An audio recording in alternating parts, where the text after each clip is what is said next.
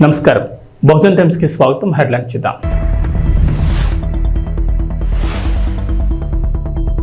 చంద్రబాబు సర్కార్ సరికొత్త రికార్డ్, ఒక్కరోజే 95% పింఛన్లు పంపిణీ.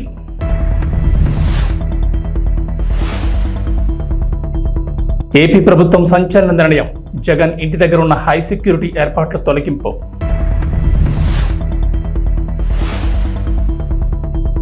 త్వరలోనే తెలంగాణ కేబినెట్ విస్తరణ, మార్పులు చేర్పులు ఉంటాయంటున్న రాజనరసింహ.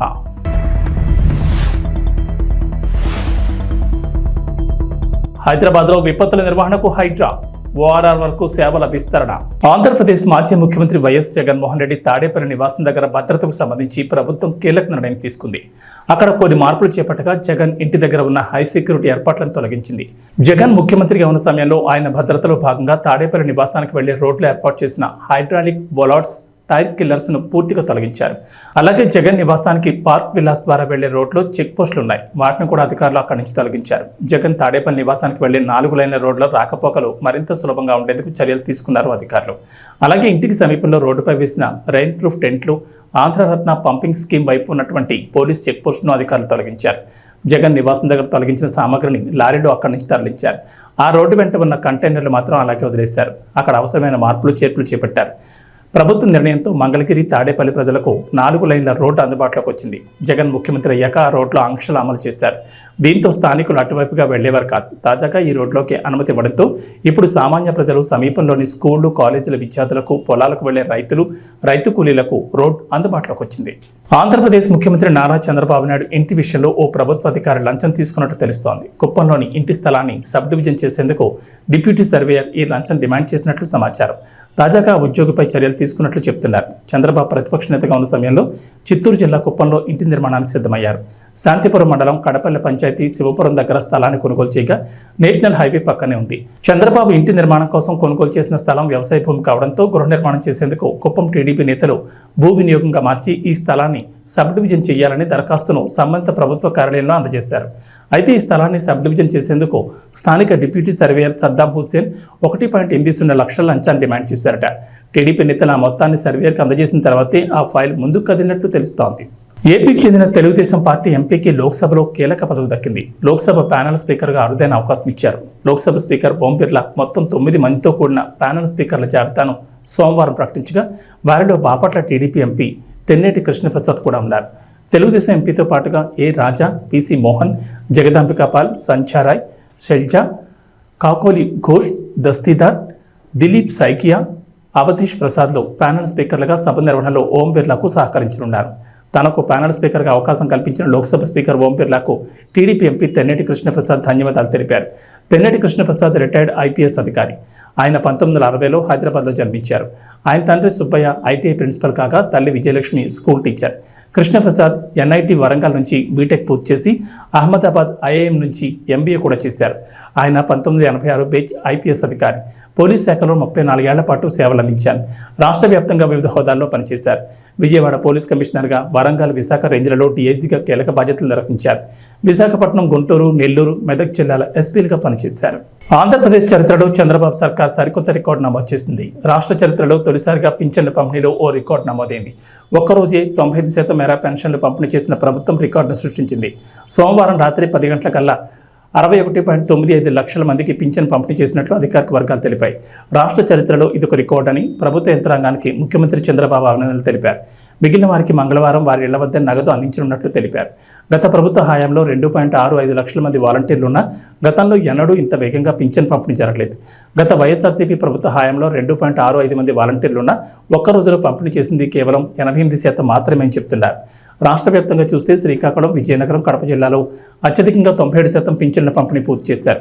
అత్యల్పంగా అల్లూరు సీతారామరాజు జిల్లాలో 91% పింఛన్ పంపిణీ పూర్తయింది. ఉదయం 6 గంటల నుంచి 1.30 లక్షల మంది సచివాలయ ఉద్యోగులు పింఛన్ల పంపిణీ ప్రారంభించారు.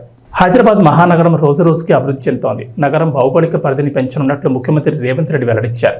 ఈ నేపథ్యంలో విపత్తుల నిర్వహణ విభాగం పరిధిని, దాని బాధ్యతలను విస్తరించాలని అధికారులను ఆదేశించారు. జీహెచ్ఎంసీ, దాని చుట్టూ ఉన్న 27 మున్సిపాలిటీలు, కార్పొరేషన్లు, 33 గ్రామ పంచాయతీల వరకు మొత్తంగా ఔటర్ రింగ్ రోడ్ వరకు విపత్తుల విభాగం సేవలు అందించేందుకు వ్యవస్థాపరమైన మార్పులు చేయాలని చెప్పారు. మున్సిపల్ వ్యవహారాలు, HMDA, Musi river front development corporation అధికారులతో సోమవారం సీఎం రేవంత్ సుదీర్ఘ సమీక్షా సమావేశం నిర్వహించారు. ఈ సందర్భంగా అధికారులకు కీలక ఆదేశాలు జారీ చేశారు.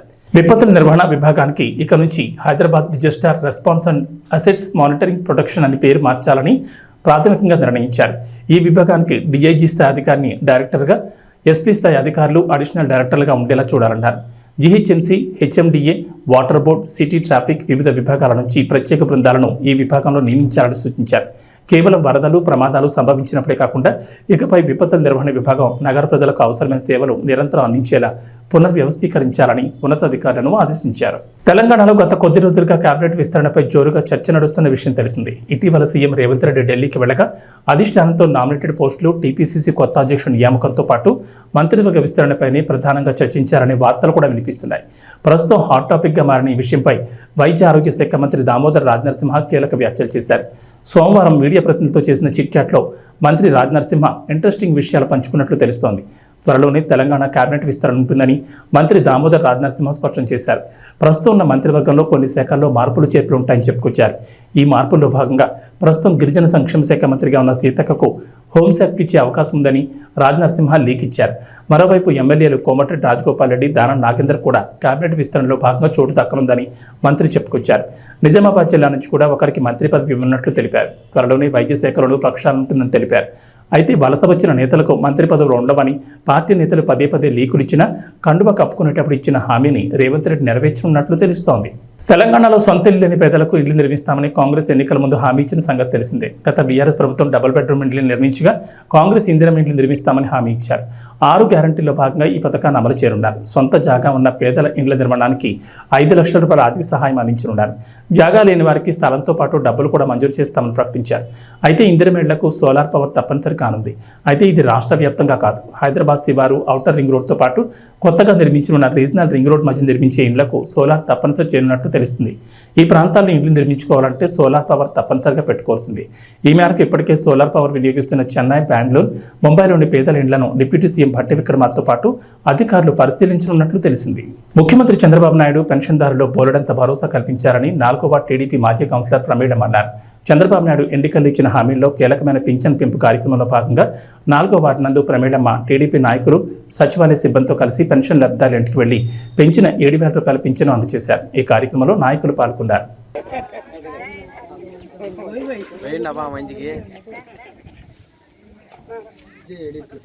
మనము నారా చంద్రబాబు నాయుడు ఇచ్చిన మాటకు మరి అదేవిధంగా ఇక్కడ ప్రతి ఇంటికి పొద్దున 6కి లేస్తేనే ఇవ్వాలని చెప్పి ఏప్రిల్ నెల 1వ తారీఖు నుంచి 1000 రూపాయలు పెంచిన ఘనత ఒక తెలుగుదేశం ప్రభుత్వంది. తర్వాత ఇంతకు ముందు 5 సంవత్సరాలలోన 2,000 రూపాయలు పెంచిన 3,000 రూపాయలు చేసేదానికి 5 సంవత్సరాలు టైం తీసుకొని 250 రూపాయలతోన ఒక 1000 రూపాయలు 5 సంవత్సరాలకు పెంచిన ప్రభుత్వము వైసీపీది. అది ప్రభుత్వానికి ఇప్పుడు ఒక నిదర్శనంగా ఒక చంద్రబాబు నాయుడు ఇంకా ఎలక్షన్స్ గెలకు ముందునే 1000 రూపాయలు ఏప్రిల్ నెలలోనే ఇచ్చినాడు. ఇప్పటికీ ఆ 3,000 రూపాయలు, ఇది 4,000 రూపాయలు, 7,000 రూపాయలు తీసుకునే మన ప్రజలు అందరూ రాబోయే కాలంలోన ఇది ఎక్కడ ఎవరు ప్రతి ఒక్కరు మీరే కాదు ప్రతి ఒక్కరికి చెప్పి ఒక ముందొచ్చే ఆలోచనలో అందరూ కలిసి కట్టగా ఉండి మరి నెక్స్ట్ తెలుగుదేశానికే మీరు సాయం చేసి ఈ లభితము పొందాలా. ఇంకా ఉండే స్కీములు చాలా ఉన్నాయి. ప్రతి ఒక్క ఇంటికి, ప్రతి ఒక్క మహిళలకి, ప్రతి ఒక్క పిల్లకు, అందరికీ ప్రతి ఒక్కటి ఆయన చెప్పిండే పథకాలు ఖచ్చితంగా అమలు చేసి ఇంటికి అందించి ఆ పేరు నిలబెట్టుకునే నాయకుడు ఒక నారా చంద్రబాబు నాయుడు. మన పథకాలు ఉచిత గ్యాసు ప్రతి మహిళలకి, 3 సిలిండర్లు, బస్సు ఫ్రీ, మళ్ళీ అమ్మకు వందనము, 15,000 రూపాయలు ప్రతి పిల్లికి. ఇవన్నీ చాలా మంచి పథకాలని ఈ నారా చంద్రబాబు నాయుడు మన సీఎం గారు ఈ మాట నిలబెట్టుకునే ఘనతకి మీరందరూ చాలా ఆలోచించి దృష్టిలో పెట్టుకొని రాబోయే కాలంలోన మనమంతా ఒక మాట పైన ఉండి మరీ వచ్చేది కూడా సైకిలే. మీరు ఎవరో ఎక్కడా కానీ ఆలోచించుకోకున్నట్లు, ఎవరో చెప్పిన మాటలు కానీ వినుకోకున్నట్లు సాధించుకునే పట్టు మన మహిళల్లోనే ఉండేది. మీ అందరూ వచ్చి ఇక్కడ విన్నందుకు మీ అందరికి ప్రత్యేకంగా ధన్యవాదాలు తెలుపుకొని సెలవు తీసుకుంటాం. సిద్దిపేట జిల్లా గజ్వేల్లో doctors day, chartered accounts day సందర్భంగా ఇంటర్నేషనల్ వైస్ ఫెడరేషన్ సిద్దిపేట జిల్లా అధ్యక్షుడు నేతి శ్రీనివాస్, యువజన విభాగం అధ్యక్షుడు ఎన్సి సంతోష్ ఆధ్వర్యంలో డాక్టర్లకు, చార్టెడ్ అకౌంట్లకు శాలువాలతో సత్కరించి మెమోంటోలు అందజేసి అభినందనలు తెలిపారు. ఈ కార్యక్రమంలో municipal chairman Rajamouli, councillor Uppala Mettaiah, Nangunuru Satyanarayana, doctor Mallaiah, doctor Lingam పాల్గొన్నారు. ఈ సందర్భంగా మాట్లాడుతూ ఇంటర్నేషనల్ వైస్ ఫెడరేషన్ ఆధ్వర్యంలో చక్కటి కార్యక్రమం ఏర్పాటు చేసిన ఇంటర్నేషనల్ వైస్ ఫెడరేషన్ సభ్యులను అభినందించారు. తల్లిదండ్రులు, గురువులు, డాక్టర్లు మనకు కనిపించే దేవుళ్ళని, వారిని గౌరవించాల్సిన బాధ్యత ప్రతి ఒక్కరిపై ఉందన్నారు. ముఖ్య ఉద్దేశంతో ముందుకు సాగుతున్న మా డాక్టర్ లింగమన్న గారికి, అలాగే నరేష్ బాబు గారికి, అలాగే డాక్టర్ మల్లేశ్వర గారికి, అలాగే మా రాజ్కుమార్ గారికి, అలాగే సురేష్ గారికి, శ్రీకాంత్ గారికి, అలాగే డాక్టర్ సుధీరన్న గారికి, సంగీతన్న గారికి, అలాగే డాక్టర్ మహేష్ గారికి, అలాగే డాక్టర్ సంతోష్ గారికి, అలాగే డాక్టర్ నైపులన్న గారికి, అలాగే డాక్టర్ శ్రీధర్ గారికి, శైలజ మేడం గారికి, సుజాత మేడం గారికి, సౌరతి మేడం గారికి, అలాగే సమీక్ష మేడం గారికి, ఇంకా నా పేరు పట్టుకుంటే ప్రేమ్ గారికి, మైపాలన్న గారికి, ప్రతి ఒక్కరికి కూడా శిరస్సు నుంచి పేరు పేరున హృదయపూర్వక డాక్టర్ డే శుభాకాంక్షలు తెలియజేస్తున్నాను. అలాగే ప్రతి మనిషికి ఫైనాన్షియల్ డిసిప్లిన్ అనేది చాలా ఉంటాయి. సో ఫైనాన్షియల్ డిసిప్లిన్ లేకపోతే ఎవరి అభివృద్ధి కూడా ముందుకు సాగదు. అలాగే దేశ అభివృద్ధి కావచ్చు, రాష్ట్ర అభివృద్ధి కావచ్చు, ఒక మనిషి వ్యక్తిగత అభివృద్ధి కావచ్చు, ఫైనాన్షియల్ డిసిప్లిన్ అనేది వారి సేవలు అందిస్తూ తల్లిగర్భంలో శిశువుకు దేవుడు ప్రారంభమవుతే ఆ శిశువుకు పరిచయమైనటువంటి చూస్తే డాక్టర్ ఉంది. అందుకే ఇది మౌనమైనటువంటి వైద్య వృత్తిలో కొనసాగుతూ ఈరోజు సమాజంలో ఒక మంచి గౌరవాన్ని పొందుతున్నటువంటి డాక్టర్లందరికీ, అలాగే ఈశ్వరాయ్ గారి పేరు మీద చాలా విషయాలు లింగం గారు, కృష్ణపతి గారు, నరేష్ బాబు గారు చెప్పడం జరిగింది. వారి జననం మరణం కూడా ఒకటే కాబట్టి ఈ సందర్భంగా ఆయన ఒక డాక్టర్ కాకుండా ఇప్పుడే వచ్చేటటువంటి నాగమణి గారు వేదికపై రావాల్సిందిగా కోరుతున్నాం.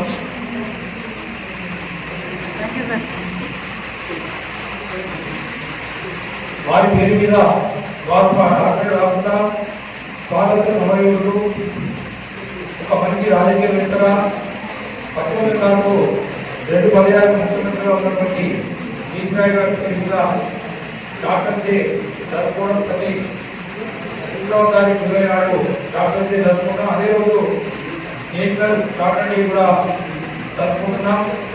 అలాగే ఇంకా ఇవన్నీ కూడా ఉన్నాయి కాబట్టి ఈ ప్రత్యేక కార్యక్రమంలో మనం డాక్టర్లను సన్మానించుకునే కార్యక్రమము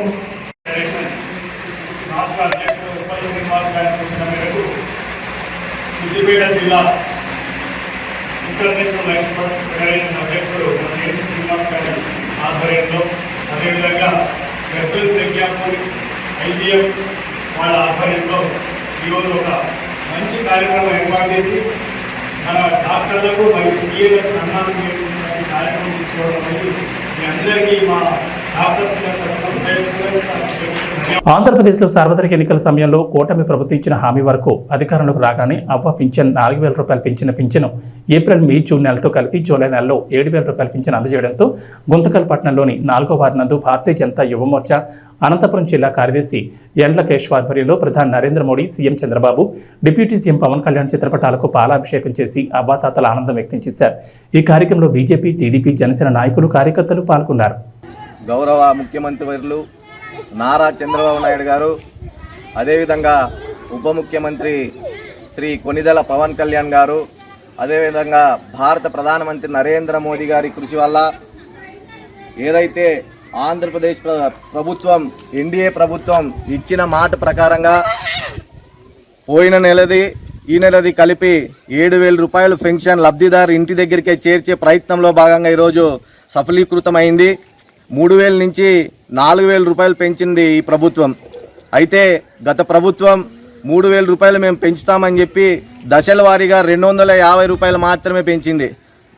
3,000 పెన్షన్ పెంచడానికి 5 సంవత్సరాలు తీసుకున్నటువంటి గత ప్రభుత్వం ఈ ప్రభుత్వం ఏదైతే 3,000 రూపాయల నుంచి 4,000 రూపాయలు పెన్షన్ ఇస్తామని చెప్పిందో వెంటనే ఈ యొక్క ఏదైతే పెన్షన్ కార్యక్రమం ఉందో వెంటనే 4,000 రూపాయలని ఇంటి దగ్గరికే సచివాలయ సిబ్బందిని పెట్టి ఇంటి దగ్గరికే పెన్షన్ పంపించే కార్యక్రమాన్ని ఈరోజు శ్రీకారం చుట్టడం జరిగింది.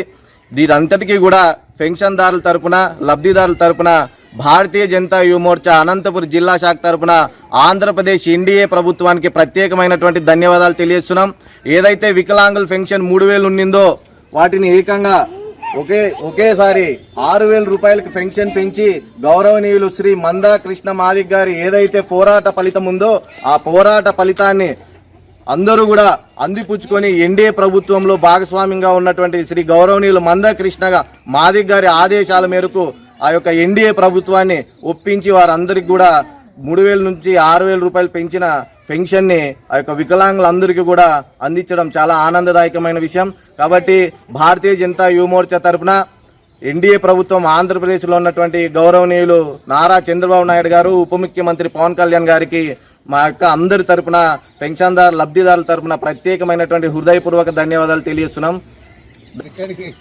ఏదైతే గత ప్రభుత్వం సచివాలయ సిబ్బందిని ఉపయోగించుకోకుండా కేవలం వాలంటరీ వ్యవస్థ ద్వారా పెన్షన్ని ఇంటికి అందిస్తున్నాము, వాలంటరీ వ్యవస్థ తీసేశారు కాబట్టి సచివాలయ సిబ్బంది ద్వారా ఇంటింటికి పెన్షన్ అందే కార్యక్రమం జరగదు అని అపోహలు సృష్టించి ఎన్నో సహజ మరణాలను కూడా పెన్షన్ వల్ల రోడ్లో నిలబడి లేకుంటే ఆ ఆఫీసు చుట్టూ తిరిగి చనిపోయినారనే అపోహలను ప్రజల్లో రేకెత్తించారు. ఏదైతే కొత్తగా ఏర్పడినటువంటి ఎన్డీఏ ప్రభుత్వం నారా చంద్రబాబు నాయుడు గారు ఆ రోజే చెప్పారు, సచివాలయ సిబ్బందిని ఉపయోగించుకొని ఎంతమంది ఉంటే ఆ వార్డులో ఉన్నటువంటి పరిధిలో ఉన్నటువంటి ఎంతమంది పెన్షన్ లబ్ధిదారులు ఉంటారో వాటిని ఎంతమంది సచివాలయ సిబ్బంది ఉంటారో వాళ్ళని ఒక్కొక్కరిని ఇంతమంది పంచుకొని యొక్క పెన్షన్ కార్యక్రమాన్ని అందించే విధంగా చేస్తామని ఏ విధంగా అయితే చెప్పారో అదే విధంగా ఈరోజు సచివాలయ సిబ్బందిని ఉపయోగించి ప్రతి ఇంటికి పెన్షన్ ఇచ్చే కార్యక్రమాన్ని శ్రీకారం చుట్టి ఉదయం 6 గంటలకే ప్రతి ఇంటికి డోర్ తట్టి వాళ్ళ నిద్ర లేవకముందునే డోర్ తట్టి పెన్షన్ అందించే కార్యక్రమం ఈరోజు పొద్దున ఉదయం 6 గంటల నుంచి జరగడం చాలా ఆనందదాయకమైన విషయం. ఏదైనా విజనరీ నాయకుడు అనుకున్నది చేస్తాడు, చేసి చూపిస్తాడు, దానికి ఇదే నిదర్శనం. కాబట్టి వారందరికీ కూడా ప్రత్యేకమైన ధన్యవాదాలు లబ్ధిదారుల తరఫున తెలియజేస్తున్నాను. గ్లోబల్ స్టార్ రామ్ చరణ్ శంకర్ కాంబోలో చేస్తున్న గేమ్ చేంజర్ ఎప్పుడు రిలీజ్ అవుతుందా అని ఫ్యాన్స్ ఎప్పటి నుంచి ఎదురు చూస్తున్నారు. కానీ దీనిపై ఇప్పటివరకు ఎలాంటి అప్డేట్ అయితే ఇవ్వలేదు మూవీ టీం. నిర్మాత దిల్ రాజు మాత్రం ఈ ఏడాది రిలీజ్ చేస్తామని అయితే చెప్పారు. కానీ రీసెంట్గా ఇండియన్ 2 ప్రమోషన్స్లో భాగంగా ఇచ్చిన ఓ ఇంటర్వ్యూలో గేమ్ చేంజర్ రిలీజ్కి ఇంకా 6 నెలలు పడుతుందని బాంబు పేల్చారు శంకర్. దీంతో మెగా ఫ్యాన్స్ డేలా పడిపోయారు. ఇలాంటి వేళ RC16 ప్రాజెక్ట్ గురించి ఓ క్రేజీ న్యూస్ వైరల్ అవుతోంది. బుచ్చిబాబుతో చరణ్ చేస్తున్న ఈ చిత్రం ఎలా ఉండబోతోందో హింట్ ఇచ్చాడు Big Boss fame Arjun Ambati. ఈ చిత్రంలో అర్జున్ కూడా ఓ కీలక పాత్ర పోషిస్తున్న సంగతి తెలిసిందే. బిగ్ బాస్ సీజన్ 7 సమయంలో గెస్ట్గా వచ్చిన బుచ్చిబాబు హౌస్లో ఉన్న అర్జున్కి RC16 ఆఫర్ ఇచ్చారు. ప్రస్తుతం ప్రీ ప్రొడక్షన్ పనులు జరుపుకుంటున్న ఈ చిత్రం ఎలా ఉండబోతుందనే విషయంపై తన లేటెస్ట్ ఇంటర్వ్యూలో క్లారిటీ ఇచ్చాడు అర్జున్. స్టోరీ ఎలా ఉండబోతుంది అనేది చెప్పను, ఎందుకంటే అది చెప్తే నన్ను సినిమాల నుంచి బయటకు తోసేస్తారు. బాగుంటుంది ప్రాజెక్ట్, అంతకుమించి ఏం చెప్పలేను. మన నేటివిటీ బాగా కనబడే సినిమా. తెలుగు సినిమాలంటే అంత కమర్షియల్ అలా అనుకుంటారు కదా, అలానే చరణ్గా చేసిన కూడా ఎక్కువ కమర్షియల్ ప్రాజెక్టులే. అయితే తమిళ్లో పెద్ద హీరోలు అందరూ వాళ్ళ నేటివిటీ కనబడేలా ప్రాజెక్ట్ చేస్తూ ఉంటారు కదా, వాళ్ళ ట్రెడిషన్, వాళ్ళ ప్లేస్ ఇలా అన్నీ చూపించడానికి ఇష్టపడతారు కదా, అలానే మీరు RC16 గురించి ఎక్స్పెక్ట్ చేయొచ్చు అంటూ అర్జున్ అంబటి చెప్పాడు. ఇక ఈ చిత్రంలో జాన్వీ కపూర్ హీరోయిన్గా నటిస్తోంది. అలానే AR రెహమాన్ మ్యూజిక్ అందిస్తున్నారు. కొన్ని నెలల క్రితమే పూజా కార్యక్రమాలతో ఈ ప్రాజెక్ట్ మొదలైంది. గేమ్ చేంజర్ పనులు పూర్తయిన వెంటనే చరణ్ ఈ సెట్లోకి అడుగుపెట్టబోతున్నారు. ఇక ఈ చిత్రంపై ఇటీవల తమిళ నటుడు విజయ్ సేతుపతి కూడా కామెంట్స్ చేశారు. RC16 స్టోరీ తనకు తెలుసని, స్క్రిప్ట్ చాలా బాగుంటుందన్నారు. ఖచ్చితంగా ఈ చిత్రం బ్లాక్ బస్టర్ అవుతుందని బుచ్చిబాబుతో చెప్పారు విజయ్. 20 వరల్డ్ కప్ 2024 గెలిచిన వెంటనే సీనియర్ ప్లేయర్ అయిన విరాట్ కోహ్లీ, రోహిత్ శర్మ ఇద్దరు T20 ఫార్మాట్ కెరీర్కు వీడ్కోలు పలికారు. ఆ మరుసటి రోజే స్టార్ ఆల్రౌండర్ రవీంద్ర జడేజా కూడా పొట్టి ఫార్మాట్కు రిటైర్మెంట్ పలికాడు. భారత క్రికెట్ పరివర్తన దశలో ఉందని, యువతరానికి అవకాశం ఇవ్వాల్సిన సమయం వచ్చిందని చెప్తూనే ఈ ముగ్గురు వన్డే టెస్ట్ ఫార్మాట్లో కొనసాగుతామని చెప్పారు. మరి పాకిస్తాన్ వేదికగా 2025లో జరగనున్న ఛాంపియన్స్ ట్రోఫీలో విరాట్, రోహిత్ ఆడతారా అనే సందేహాలపై BCCI సెక్రటరీ జైషా స్పందించారు. ఛాంపియన్స్ ట్రోఫీ 2025 ఆడనున్న భారత జట్లో విరాట్ కోహ్లీ, రోహిత్ శర్మ భాగమయ్యే అవకాశాలున్నాయని జైషా సంకేతాలు ఇచ్చారు. T20 క్రికెట్కు ఈ ముగ్గురు దిగ్గజ ఆటగాళ్లు వీడ్కోలు పలకడంతో జట్టులో పరివర్తన జరిగిందని వ్యాఖ్యానించారు. భారత జట్టు పురోగమిస్తోందని, ప్రపంచ టెస్ట్ ఛాంపియన్షిప్, ఛాంపియన్స్ ట్రోఫీలను గెలవడమే తదుపరి టార్గెట్ అని జైషా అన్నారు. అక్కడ కూడా ఇదే జట్టు ఆడుతుందని, సీనియర్లు ఉంటారని స్పష్టం చేశారు. తెలంగాణలో వర్షాలపై హైదరాబాద్ వాతావరణ కేంద్రం అధికారులు కీలక అప్డేట్ ఇచ్చారు. నేడు రాష్ట్రంలో వర్షాలు కురిసే అవకాశాలు చాలా తక్కువగా ఉన్నాయని చెప్పారు. నైరుతి రుతుపవనాలు మందకొడిగా ఉండడంతో వర్షాలు పడే ఛాన్స్ లేదని చెప్పారు. మేఘాలున్నా వర్షాలు కురవకపోవచ్చని, అయితే పశ్చిమ తెలంగాణలో మాత్రం సాయంత్రం 5 గంటల తర్వాత జల్లులు పడే ఛాన్స్ ఉందని చెప్పారు. ఇక నేడు బలమైన ఈదురుగాలులు వీచే అవకాశం ఉందని చెప్పారు. గంటకు 35 కిలోమీటర్ల నుంచి 40 కిలోమీటర్ల వేగంగా గాలులు వీస్తాయన్నారు. గాలిలో తేమ శాతం లేకపోవడం వల్ల ఉక్కపోతగా ఉంటుందని చెప్పారు. ఉష్ణోగ్రత తెలంగాణ వ్యాప్తంగా 31 డిగ్రీల సెల్సియస్ ఉంటుందని అన్నారు. ఈసారి నైరుతి రుతుపవనాల వల్ల జూన్ నెలలో ఆశించినంతగా వర్షాలు కురవలేదు. కొన్ని జిల్లాల్లో భారీ వర్షాలు కురవగా మరికొన్ని జిల్లాల్లో మాత్రం వర్షపాతం తక్కువగా నమోదైంది.